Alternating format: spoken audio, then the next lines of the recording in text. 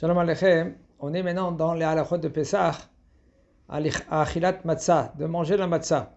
On peut manger la matzah, matzah de mechona, ou même matzah ashira. Matzah ashira, qu'est-ce que ça veut dire matzah ashira? C'est de la farine qui est faite avec du jus de raisin par exemple, ou avec du jus d'orange. Ça s'appelle matzah ashira. Nous les séfarades, on peut manger pendant Pessah seulement celui qui est mahmir. Il faut savoir, pas tous les kashruyot. Parce qu'il y a des kashruyot qui ne sont pas trop chazak, ne sont pas forts. Et pour Pessah, on ne peut pas compter sur tous les kashruyot. Par exemple, la marque Papochado. La marque Papochado, on peut compter sur là parce que c'est même que c'est Rabbanout. Et c'est Rabbanot Choulon, c'est le Rav Avraham Yosef, et lui, il est fort, comme la Rabbanot de Jérusalem aussi.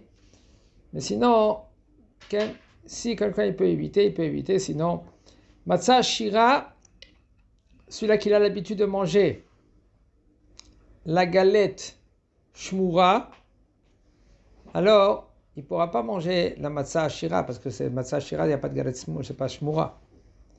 D'accord? Mais par contre, le 14 Nissan, à partir du matin, toute la journée, assaut de manger la galette du tout.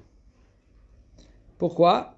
Une des raisons, c'est pour qu'on va manger la galette la nuit, les théavon, avec un appétit.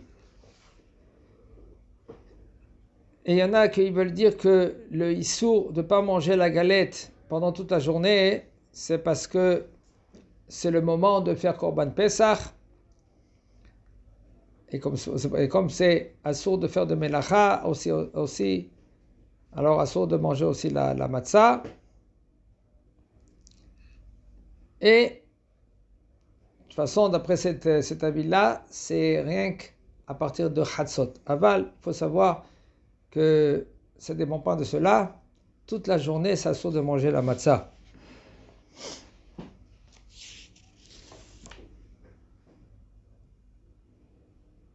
Okay. Le minag, comme j'ai dit tout à l'heure, le minag de séfarades, de manger, qu'on peut manger la matzah, le matzah ashira.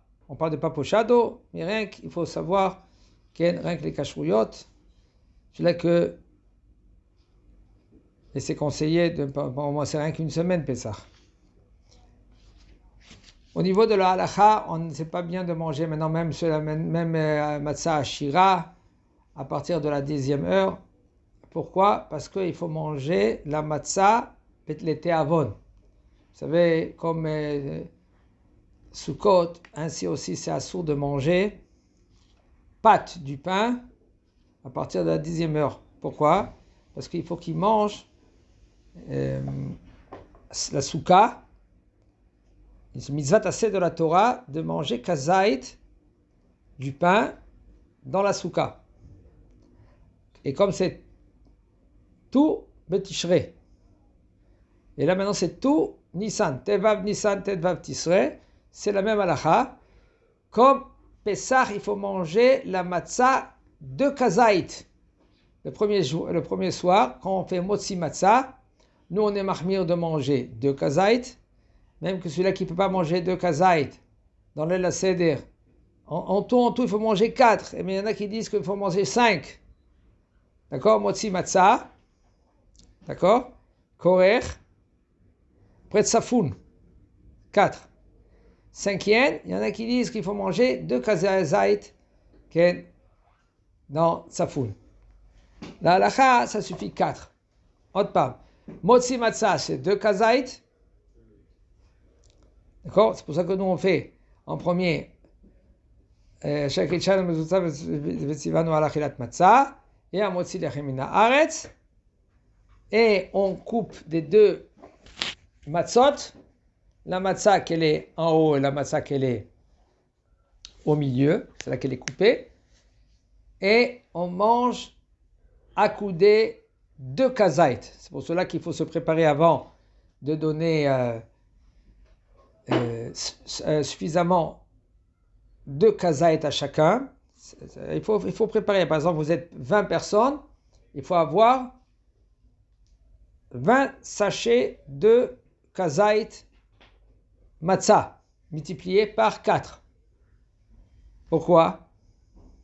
Motzi matzah, korer, et après tsafoun. Tsafoun, c'est la fille commune. D'accord? Ça, c'est clair aussi au niveau du maror. Au niveau du plateau, Bezat Hashem, on va expliquer comment le plateau il doit être. Quand il y a 2 fois, c'est écrit maror. En général, il y en a qui mettent 2 fois le maror. Voilà, halakha, c'est bien de mettre des endives. Il y a des hazeret et il y a maror. Il y en a qui ils mettent les 2, c'est maror. Voilà, halakha, comme ça il faisait aussi la Harizal, ils mettaient des endives à la place de la hazeret. Maror, il faut manger aussi kazait. Mais il faut tout le temps que le plateau il est entier. Quand on met, par exemple, il y a 10 aliments avec le plateau, c'est 10, c'est 9 et 10. En fin de compte, il y a 10 aliments dans le plateau. Les 3 matzot, un œuf, de la viande que c'est le zroa, le chazeret, le maror, haroset, l'eau avec du sel, on le met à l'extérieur. Okay. Et il y en a aussi qui sont mahmir de ne pas manger aussi le maror la veille de Pessah. Ce maror, c'est quoi? On a dit c'est le hassa. Il faut savoir que la halakha, on prend la laitue. Et c'est bien et c'est conseillé quand tu prends toute la laitue, tu le mets dans la bouche, de mâcher. Pourquoi on la mâche la laitue? Parce que la laitue en premier, elle est douce, mais après quand tu mâches, elle devient amère. Okay? Comme ça, Am Israël, ils étaient en Égypte. En premier, ils ont commencé à travailler par bénévolement, mais le Shevet Lévi, ils n'ont pas travaillé, ils ont dit nous, on étudie la Torah. Eux, ils n'étaient pas les Shuarbadim, ça veut dire ils n'étaient pas en esclaves, mais tous les autres, ils étaient en esclaves, parce que par haut, il les a embobinés, comme on dit. Il a commencé à parler, aidez-moi, je dois construire le palais, je dois construire maintenant des villes, aidez-moi, une fois, 2 fois, 3 fois, et après, eux, ils ont continué à construire. Maintenant, on est dans Ta'anit Bechorot. Ta'anit Bechorot, tout premier-né doit jeûner. Aussi, il y en a qui disent que aussi les femmes, ils doivent jeûner.